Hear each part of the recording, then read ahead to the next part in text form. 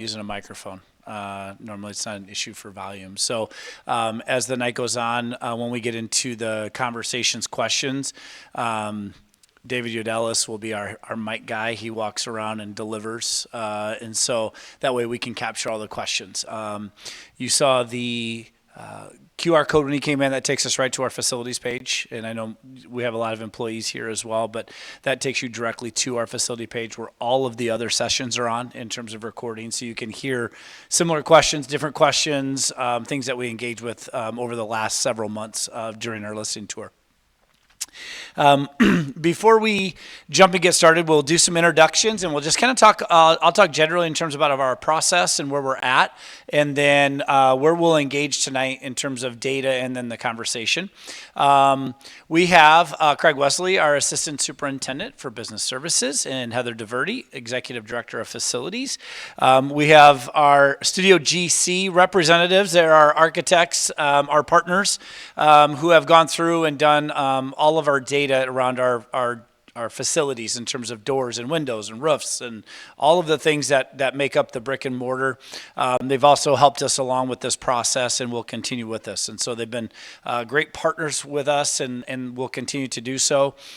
They'll be grabbing notes from tonight in our questions and conversations. This process is that we have 2 listening sessions left.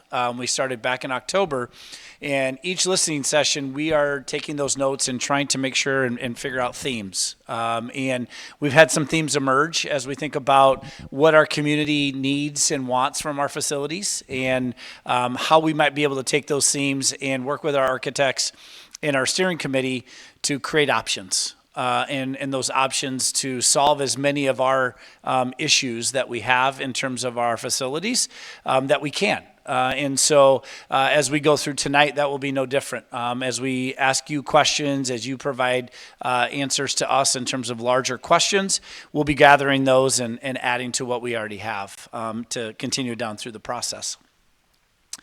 Tonight, we're going to start with some data so that we all are starting the conversation with the same understanding of data. It will be a few slides, but we're going to talk about our community, the demographics and change of our community. We'll talk about our students, the growth of our students and the demographics of our students as well. And then because we're at the middle school, we'll talk about middle school specific data. When we engage in the question, engagement portion, we'll ask broad questions. And the questions are broad for a reason. And what we want from you in terms of response isn't necessarily just about the physical structure of our buildings. Pat from Studio GC will facilitate that part of the conversation, but we also just kind of want to know in terms of what are we doing well as a district? What successes are you experiencing as well as challenges? Because as we think about the design of our learning spaces and how our kids interact and how our staff is situated, we want to take all of that into consideration as we think about it. And then of course we do have a slide that is just straight, what do we need for physical buildings and additions, et cetera, et cetera. So we'll run through that. The data portion, I'll try to keep it fairly brief because tonight is really getting input from you all. And so we'll want to make sure that we hit that. So as we think about Yorkville and the data around the population of Yorkville, you can see median age is about 35 years old. And one highlight from this slide is if you look at from 0 to 19, that represents 32% of Yorkville being either currently in our schools or about to be in our schools. And as we take and zero in a little bit further from the census data and the U.S. Census identifying 65 as retirement age and above, that currently sits at 7%. About 25 years ago, that was 14%. So you can see as a whole, our community is getting younger. And I think everybody sees that and everybody feels that, but with some data to back that up. When we think about student enrollment, we started all the way back in 2002 in our district having just over 2,400 kids. This data represents every year we do a 6-day enrollment. So these are static numbers. Obviously, throughout the course of a year, we'll go up and down. But as we think about our 6-day enrollment, all the way back to 2002 with being 2,400 to this year at six-day enrollment being over 7,100. We know that number has gone up again this year because as we think about our early childhood, they have ongoing enrollment. So when a child turns 3 and they qualify for our early childhood education, they can enroll no matter what month. And so we know that number continually changes. But just from a visual standpoint, just the continued growth year over year, we don't see dips, and we don't project that we're going to see dips in any time in the near future. The makeup of our students in terms of student demographics. The fastest growing population for our students are students who identify as Hispanic, sitting just over 24%. And if we backtrack about 7 years ago, that was down to 17%. So we're seeing about 1% a year growth with our students who identify as Hispanic. During that same time frame, the other demographics of our students have stayed relatively flat. And so that is something that we certainly are going to pay attention to as we think about our students and particular needs that our students may have in the future. And then when we look at middle school specific data, kind of a busy slide, so I'll break this down a little bit. On the left, I referred back to that 6-day enrollment. Again, I know that throughout the middle school, you have ins and outs of students. But as we look at the 23-24 school year after the 6-day enrollment was just over 1,100 kids. This year, it grew to 1,148. So we saw a little bit of an increase with students. If we shift our vision over to the right and we look at the bottom right hand of that slide, you see a green, red, and blue graphic. And back in 2022, the district had a demographer, Dr. Casarda, do a demography study of students and projected growth. And each one of those represents a different projection, with green being the kind of highest growth that could be projected, blue being the slowest growth for the building, and then red being what he thought was the most probable in terms of growth over the next several years. When this report was completed in 2023 for that enrollment, it was sitting just under 1,100 students. So you can see the fox head right about that blue. So it was at the kind of the slowest growth for the middle school at that time. You know, and I think what is interesting at that point is 2022 data is really already out of date. The district has already engaged a new demographer. We should have updated trends, updated demography information by March. And so we'll have a better sense on where our kids live now, but where are they going to live in 5 and 10 years? With our changing population in Yorkville and our younger families, how many families are, Oh, it's back. All right, sweet. You know, how many of our families are still in that age where their families could continue to grow? And so we'll be taking in all of that data to update those numbers to ensure that when we're looking at buildings, when we're looking at facilities, we are trying to get as accurate information as possible when we talk about our student population and our community. And then with this slide at the very top, you can see that we have several different numbers. With a building this size, when we look at just straight functional capacity of the building in terms of kind of the proverbial butts in seats and what could we accommodate, that is just at 1,890. When you slide over to the right, that 1,355 number assumes 30 students per class. And then the far right bar assumes 25 students. Now, we know that this does not take into consideration any special programs, any restriction on number of students in classrooms. So this is not an exact number, but generally speaking, when we look at space.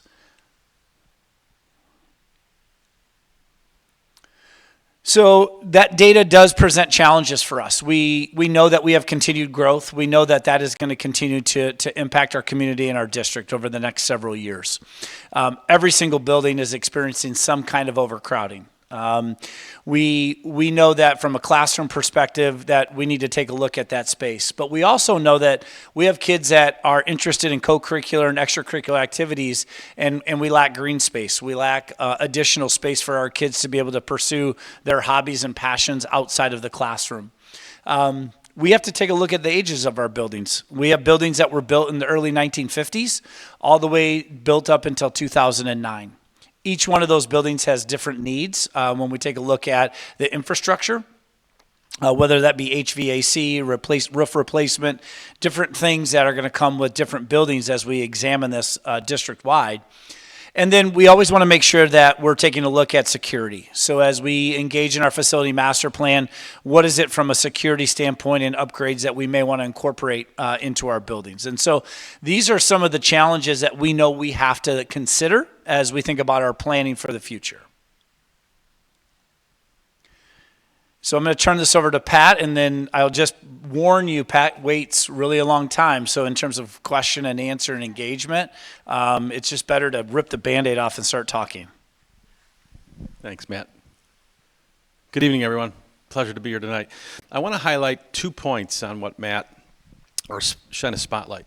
If you look at that slide where we started in 2010 to current day, the enrollment growth was pretty much a straight line. That's very unusual today in Illinois. Even adjacent districts have either a flat line or a decline in enrollment. But I want to highlight one thing.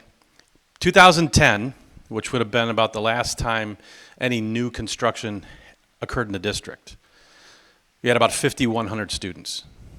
2024, we were at about 7,100 students. That's 1,000 students at 25 students per classroom. That's 40 classrooms. Now, the district's done a great job with their facilities. We toured them all. Went into every nook and cranny on the roof, inside and outside. So they've taken care of what they had. And I would even argue that previous boards did a great job in planning. To think that you're sitting today having absorbed essentially 40 classrooms worth of students, and now you're starting to feel the pain almost 15 years later, that's pretty good planning. Our goal with you tonight is to start getting an understanding of some of these themes, so as the board takes on the yoke of looking forward to try to resolve these problems now, but also to anticipate future needs, and not to overbuild, but to build enough so that there is some accommodation as people continue to move to this community, because it clearly is a community people want to live in. So what we have tonight is just some promptings, right? So these questions are really designed to get you talking. That's my job tonight, is to get you talking. I don't think, based on the look on your faces, we have any shy people in the room. So I can't imagine we won't have some conversation. But I think it's important, as Matt said, we're not looking just at facilities. Because as we look at how we improve programs and access to academics for students, we want to enhance the experience. So does anybody have any stories they want to share with us tonight about the things that we're doing well? And they don't have to be about buildings. It could be about programs. It could be about engagement of families. It really is kind of soup to nuts. I have all night. I'm on it. I'm on it. I've got 2 students in our district currently, and I think my son was the first year that you guys started the full-day kindergarten, and so we were very appreciative that the district really pushed for that, because we know it's within the surrounding areas, and that was our thoughts of if we needed to move our child to a different school because we weren't able to determine how we were going to make it work. But we were very glad that the district really pushed for that. Now we're seeing that massive growth in that kindergarten class as well. So we appreciate the feedback that you guys listened to, because the community really wanted it. So that was a positive. So thank you. Thank you. Thank you. Hi, my name is Melissa Shmizu. I work here at YMS, and I'm also a mother of 3 children in this district, ranging from elementary, middle school, and high school currently, and I'm part of the demographic of change. We moved here in 2019, so we've seen a lot of growth ourselves since we've been here and since I've been teaching here. The successes that I would say that we have as a district is how we allow all grade schools to incorporate one another's buildings to be successful for the students' needs. Like, the plays coming here in the auditorium.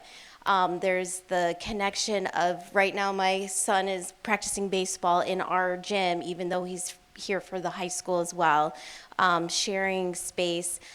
It also highlights we need more space, but I think it's successful that we are a community, and I hope that continues even if we are working on future outcomes. So the space could be collaborative in all buildings for all needs. Great. Thank you. Thank you.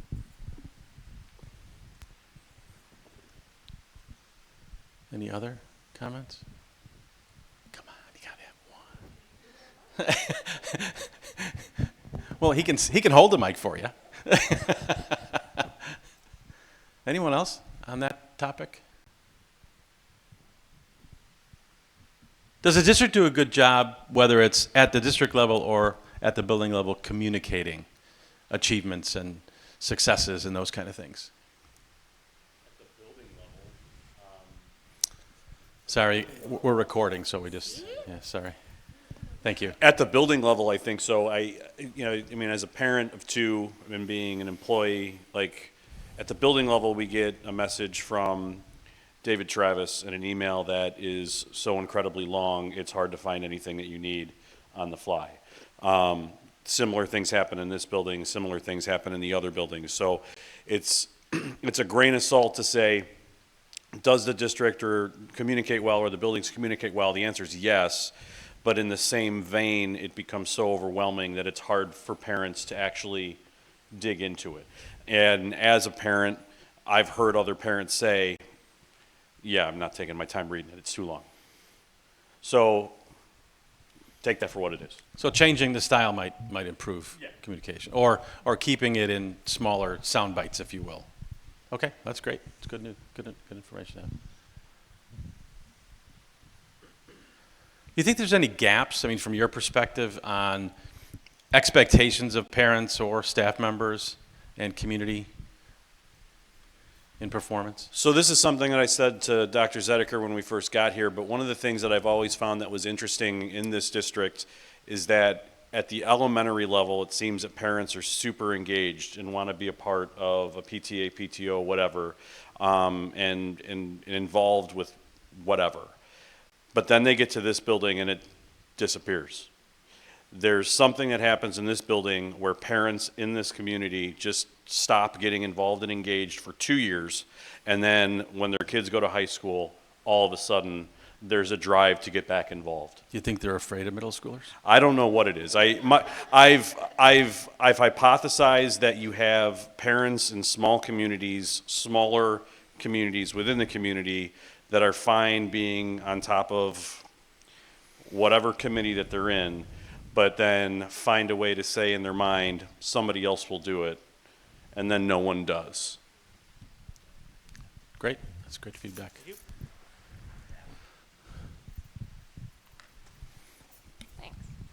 So having been a PTO president in this building for 4 years, I will agree there is a drop off, but what we noticed here was when we took the time to find something that we could engage with parents on, then they became they would participate. But the problem is what I've noticed is that kids at this age level are so overscheduled.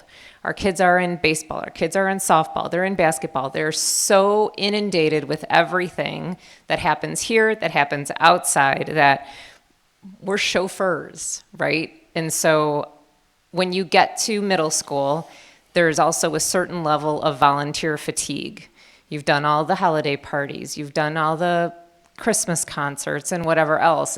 It becomes a lot. And I think that here it's fast. You know, your kid walks in here in 7th grade and middle school is over in a blink of an eye. So I think it's a challenge to get our parents engaged. We just need to find that right way to do it. Yeah, great. Thanks, Lizzie. So one question I do want to zero in on a little bit is the second question. And in what areas do we excel academically and socially, especially here at the middle school? And again, this is really intended to understand this building because, we design public libraries as well as schools. And teen spaces and all are the hardest to design in public settings. So I guess we'd like to get some feedback from you in terms of how does anticipation for us in terms of developing plans and ideas and options with respect to middle schoolers specifically, should we consider? So within the middle school, we're really focusing on instructional strategies, getting the students out of their seats, having the engagement piece go beyond textbooks, and it's standing, moving, shifting, grouping. One of the problems with this school in particular is we have too many students, but even the location of how our commons are placed. It's not ideal from our classroom to walk all the way down a hallway to go to the commons, and there's only one when we have 6 teams in the building. Even if we have 2 per grade, it's an awesome concept, but it's not facilitating our entire needs. One of the things I always visualize too is the way our hallways are, we're separated as we're teamed, but we don't see our team of teachers. We're not facing each other. We're not in a setting of circular fashion in a sense. Does that make sense? Yeah, Almost even yeah, a square. I understand. One of the things I've observed over the years too is we all would love to have our kids work outside of our classroom just a little bit or have an extended space, but that again involves us leaving far away. We have these cubbies, but they're not used, they don't work for us. We can't stand in the hallways to watch our students and see how they're doing walking through the hallways because we have to stand by the doors. But then the alcoves that we have are not functional either because it's cinder block walls and a linoleum floor. And then kids are coming in and out. So even if you were to set your kids outside, there's no space for them to work. So I guess what I'm saying is we're excelling in what our goals are with instruction and curriculum and teaching our students to their fullest potential. It's just utilizing the space to enhance that. We're all doing the very best that we can, but we could excel all those goals by how we structure our space. Great feedback. Thank you. Anyone else have anything to add on that? Thank you.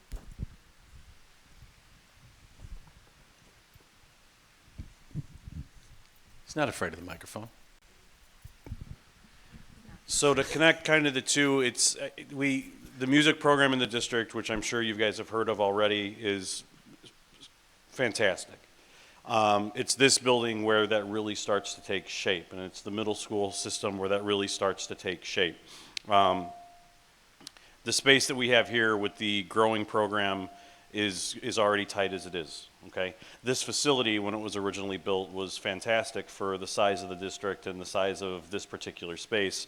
But considering the music program is just continually gets larger and larger and better and more recognized with more opportunities and so many things, the high school has to have some way to be able to showcase that on their own instead of maintaining just this facility to be kind of an anchor place that's not large enough. We were here for the jazz performance, was it last week? The 2 sections in the back were reserved for students. And you got parents that just, where are they going? Yes. So, I mean, when we have such a small space here, it just doesn't suffice. And if we're going to continue to recognize and give opportunity for the great extracurricular programs that we have, there needs to be a legitimate response to allow those to flourish. Great, thank you. That's awesome. Anything else on this topic? All right, now the flip side of that. What can we do better? And again, not just the physical. I think we kind of touched a little bit on how the physical can complement some of the things you're already doing. But, where do we see an opportunity for the student? And again, we're kind of focusing on the middle school tonight, for the student. In terms of socially, I mean, obviously there's an adjustment. The board has talked about the true middle school concept, bringing the 6th graders to this building, right? And then having 2 middle schools theoretically, based on size, but having kind of an elementary age or brain in the mix of 7th and 8th graders, right? So what do you think we can do to kind of enhance that experience and, kind of ride on the successes that other districts have had with a true 6-8 model.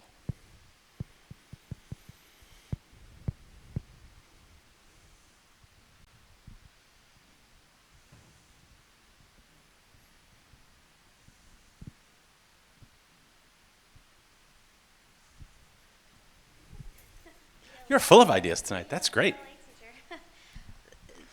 The biggest improvement is just bringing sixth grade into the middle school model. That is going to make significant growth in their maturity and understanding by the time they get to the high school. We should have, I know that was an issue because of the size of the school, but that is an improvement that has to be made, and that will be better. I don't really understand what else you're asking improvement-wise, like. Well, let's look at it now from, either look at it from the student's perspective in terms of how this building would respond to sixth graders being here. You know, you talked about student common space, you talked about long hallways, you talked about separation of teams. And then in the flip side, how will that also impact staff members, right, and your ability to engage, or support staff, the ability to engage and support students? Just kind of soup to nuts. I know it's a big question, but I've met very few teachers that don't have an opinion on how they can, you know. I don't have a solution for this, but one consideration within our current building structure is that we have always tended to separate 7th grade from 8th grade by the 2 floors in this building. And there's some overlap in terms of exploratories, but that's how we've done it with the teams. And so that's a consideration of how it would best flow in terms of classes and structure with the scheduling and where teachers would be located. Thank you. How about teachers? You know, you're in teams. Do you have places to meet? Do you have places to work, places to prepare? You feel that's satisfactory as it currently sits?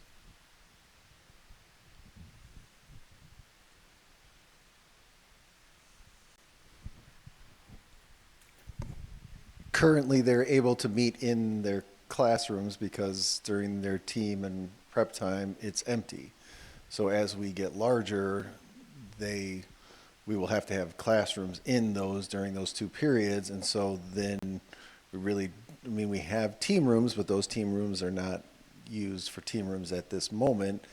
And then also our teams are going to be so big that I still don't know if they would actually be able to fit in those particular team rooms. Okay. So to answer questions, once we get big where those classrooms are being used, no, we do not have a place to go.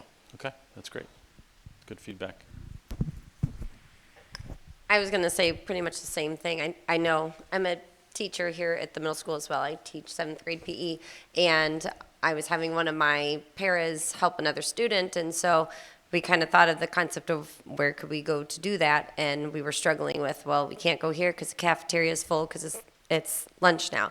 Well, you can't go into this team room because they're doing this at this point in time. And I was like, well, what about this room? Well, that one's full because it's got the band in there. So, which is not the band room. But it's just that spacing is we're having a little bit of a struggle even now. I mean, once you bring in 6th grade, of course, I mean, that's going to bring in a much bigger element. But yeah, I mean, the spacing right now for just those team times, I mean, we are very lucky in the PE department. We have our offices, which is awesome. And so that's where we team at. But not every teacher has that luxury. And so when we're talking about shared classrooms, like you said, for future to come, that just won't be available. Yeah, great. It's good feedback. Why don't you talk about PE in general?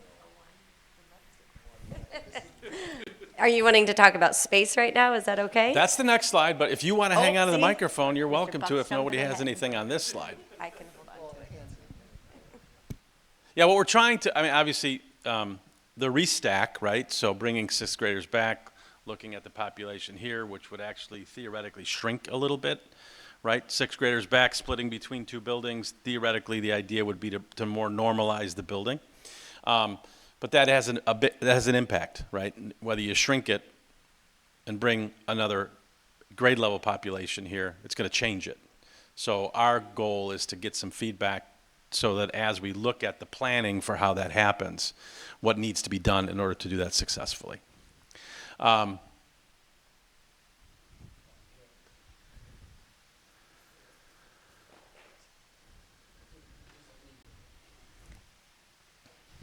just being a principal for 20 years of a 6, 7, 8 building, like sixth graders are more like elementary. And so the way you treat them is a little differently. Like they are learning like everything middle school, like the maturity. So it is definitely different when they would come here. And I would agree with Jen, like we always tried at least sixth grade to really keep them separated, you know, whether it was the bell schedule or something where they were not doing a whole lot of interacting. We did not have lunches with the seventh and eighth graders. We did not have exploratories with seventh and eighth graders. They were kind of learning that middle school system. And then in seventh and eighth grade, we did a lot more of mixing them up. But sixth grade, we really tried to keep them separate, both physically and, you know, away from like the other kids. So. And to piggyback that, I think there's a lot of like an unknown of like what a schedule for sixth grade would even look like. I mean, so considering the curricular elements of what sixth grade is currently dealing with and doing, it could just be a change of location for these kids and these staff members, and yet their scheduling and their curricular responsibilities are going to be the same. So it could theoretically end up looking like a school within a school in a middle school environment. Sure. Otherwise, you're looking at a completely different curricular overhaul to what the middle school expectations are curricularly, and as a result, it would just, kind of be a cluster on top of it. Yeah, okay, great. You can.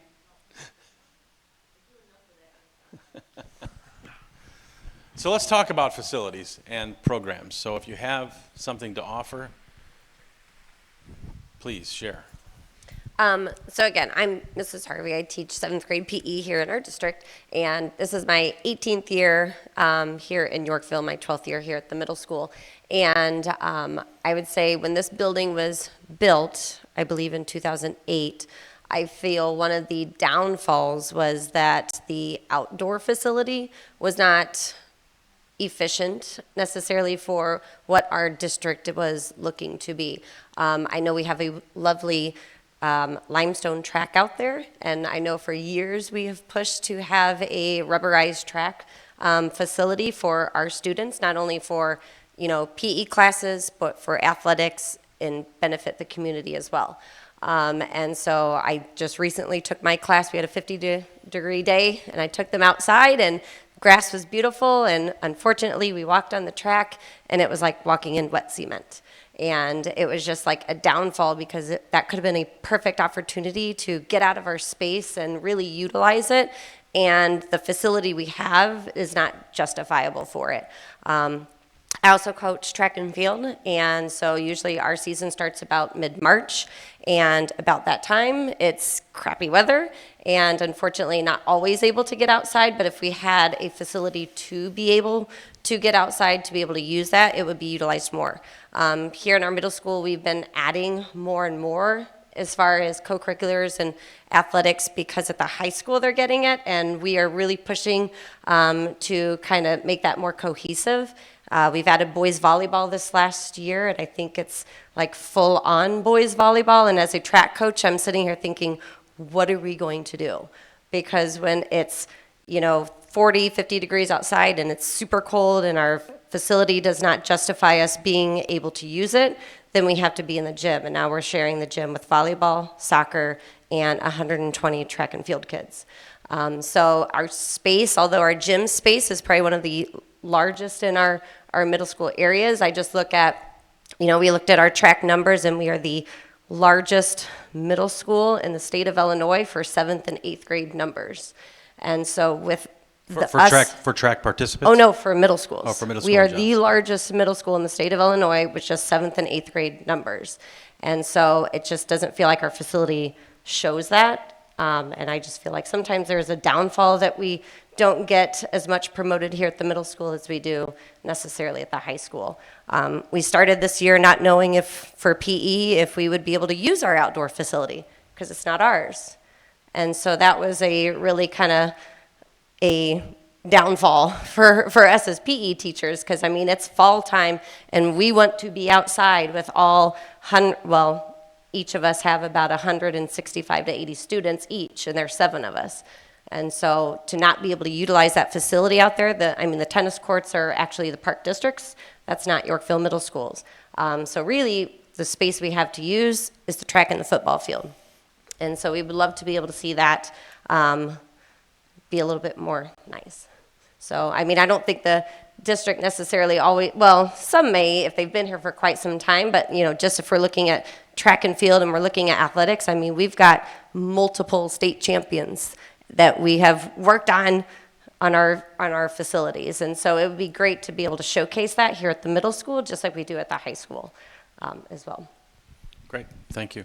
Any other And if you build another middle school, I'm assuming the thoughts would be that there would be a facility outdoor that would showcase what Yorkville is about and what we would like to see. And we would hate to be the middle school here that doesn't necessarily have that. So, as a parent in the district, I'd be like, oh yeah, I want my kid to go, what facility looks better? What's got more, all the bells and whistles of everything. And so it would be great to have that here too. Thank you. That's it. Any other areas of the facility or building or academic areas that you feel need to be reconsidered or looked at? Are you going to take the microphone now? I will not take the microphone, but I will ask, why are we the only ones with the auditorium? I'm sorry? Why is the middle school the, Okay, why does the middle school, why is it the only one with the auditorium? I can't answer that question. Okay, I'm speaking because both my kids, sorry, I don't know who to look at, but both my kids are on that stage all the time. One for band, one for the plays. So, we're here all the time. And now I'm working behind the scenes. But why are we the only ones? Well, I Why think is everybody coming here? That's part of the parity issue that we're trying to resolve. I know our district is sometimes compared to Batavia when it comes to size, population, and whatnot. I think it would be amazing if we had an auditorium in the district like Batavia's. Better than Batavia? Yes, that we could then use to draw other outside shows, whatever, like they do, to bring more community to the building. I think that's one of the smartest things that Batavia did with their auditorium, is to have an incredibly reputable and respectable place that that wasn't just used, within the district, to draw in some extra cash to help pay down whatever it needs to be to build the facility, whatever. I think that'd be awesome. I don't know how much space we have outside. I don't know where our property ends or where it doesn't. Part of one of the things that I think would make this, this building function a little bit better is finding a way to connect the wings that we have, whether it be to use the quad space in between the Y of the two wings, whether it's to close the wing to make a quad that can be accessed, from all 3 wings or 4 wings at that point. I think it'd be cool to turn that middle section that we call a learning space that is really hard to get to outside of our classrooms. If we close that in somehow and had access points, around the building to be able to get there to use that space, for whatever reason, I think it would be a really cool way to find a way to get kids outside in a safe environment that would be secure because the building would be protecting it from the outside. I think that'd be really, really useful. And again, there's space for that already. It's there. Yeah, great. Great suggestion, thanks. Thank you. Anyone else? Just sharing some observations from the building, things for consideration. I know heating and cooling is always a topic in this building because it goes from zone to zone. You might be in a room that's super warm and then a room that's super cold, and just areas of the time of the year and areas of the building. So heating and cooling is always fluctuating in this building, and you never quite necessarily know how to dress for the day. Other things to consider, like if it's a new building is locker sizes. We've had this conversation of with students carrying backpacks, and if, that's the practice of students carrying backpacks, when they're trying to drop their backpack off because they need to go to PE and they don't have a place, the standard backpack with all the items they need for class to class doesn't fit well in there. And so that traditional locker that we've always had sizing requirements just doesn't seem like it fits kind of more of this mobile generation where we're walking around with our backpacks and dropping them from time to time, not all day long. And then I think the other one I'm always passionate about is we do have some beautifully big spaces, and one of the things that we love is our commons areas. But I think opportunities for, if it was partition walls that could be open and closed to create some smaller spaces at times in those bigger areas, because oftentimes we're using those for small groups, small group learning, and when you try to put 3 or 4 or 5 small groups in there, they kind of start drowning each other out. So any opportunity to take a large space and be able to break it down into a small when needed and then make it back to a large space, I think would be beneficial to a building like this. Great feedback, thank you. Anyone else?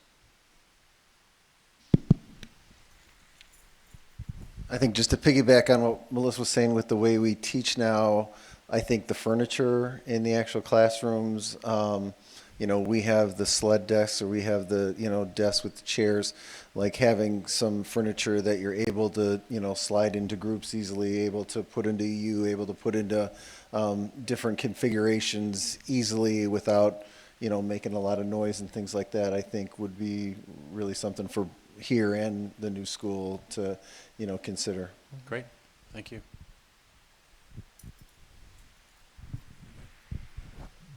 I'll add on just to, you mentioned lockers before and our space for PE. If you go into our locker rooms, when we have over 100 girls or 100 boys in the locker room, there's no room to move. The kids are changing in very, very tight spaces, and the locker room configuration, just for future thoughts of how they're set up, the way we have it right now is we have all like athletic lockers on one side and we have all PE lockers on the other side. So when the athletes come in after school and they all have their athletic lockers, they're all shoved to one side of the locker room. Same thing for PE. When the kids all come in for PE and they have their PE lockers, they're all shoved to one side of the locker room. So it's not really dispersed very well. I don't know how to do that with the locker room configuration necessarily. We are kind of maxing out in our space in there anyway with just the numbers that we do have. But just when future looking at other locker rooms, just kind of mixing up that space a little bit better. Great, thank you.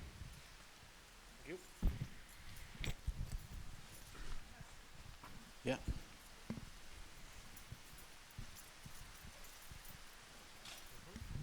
So for future buildings, I would suggest not putting the music section as far away from like the classrooms and stuff as possible, because my son is in band, but he kind of found the problem. He's like, well, I got my backpack, but I gotta go get my trumpet because I have gym, but then I have band. And he kind of was like, he's like, well, I'm just gonna carry my backpack everywhere.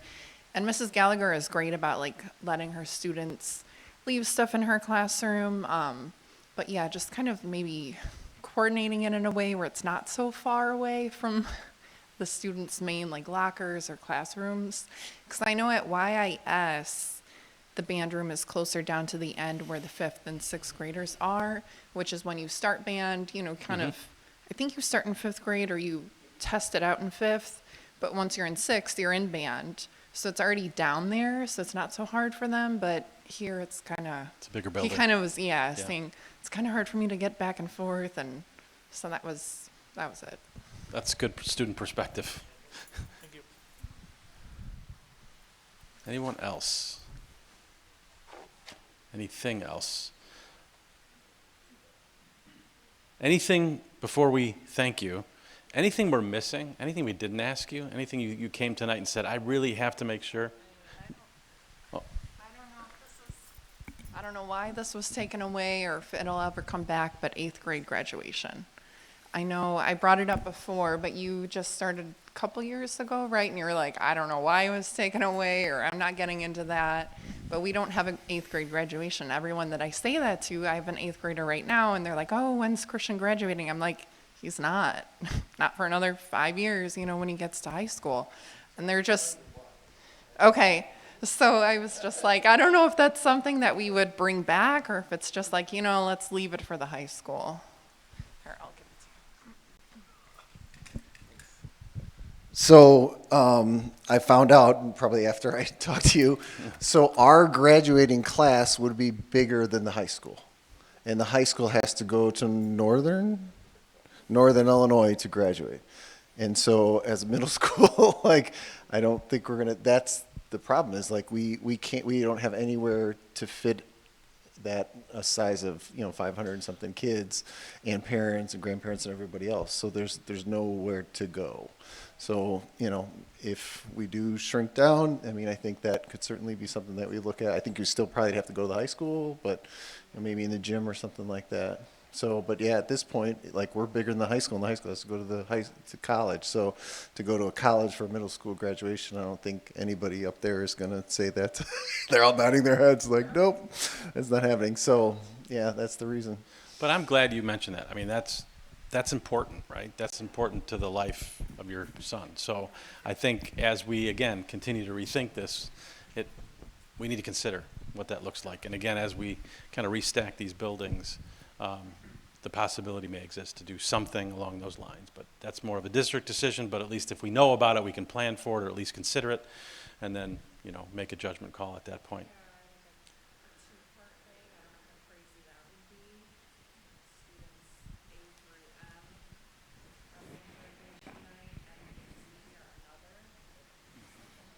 Okay. It's in the notes.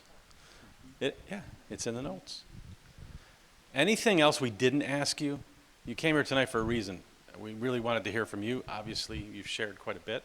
Is there anything else that we didn't ask you that you want to bring to our attention tonight?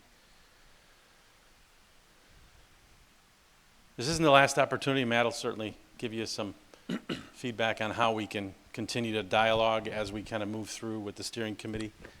Great, thank you.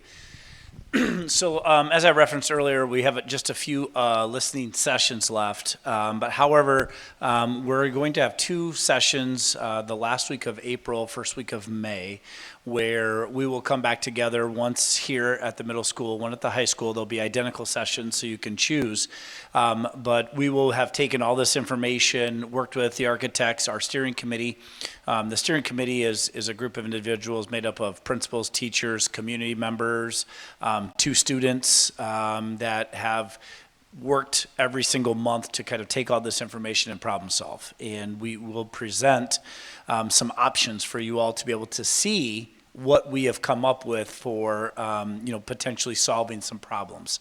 That will be an opportunity for you to see, ask questions, provide feedback. The asterisk on this is as we listened, we'll have about $450 million worth of asks, and we will not have $450 million to be able to do everything. And so the tough task that our steering committee has, and then ultimately our Board of Education is how do we take what we can afford and to do the most that we can for our students and our staff. But that last week of April and then that first week of May will be a good insight for you all and the rest of our community to kind of take a look at some of those options as we refine and come down to the options that we'll present to the board in either June or July to move forward. So there will be an opportunity to see and to provide feedback one more round before we present it to the board. So, so with that, I do want to thank you for tonight, your engagement, your questions, and your comments. Again, we're capturing these and adding to these, and we work with our steering committee next Tuesday. And so we'll incorporate these concepts into the documents that we already have. So, again, thank you, and have a great evening. Thank you.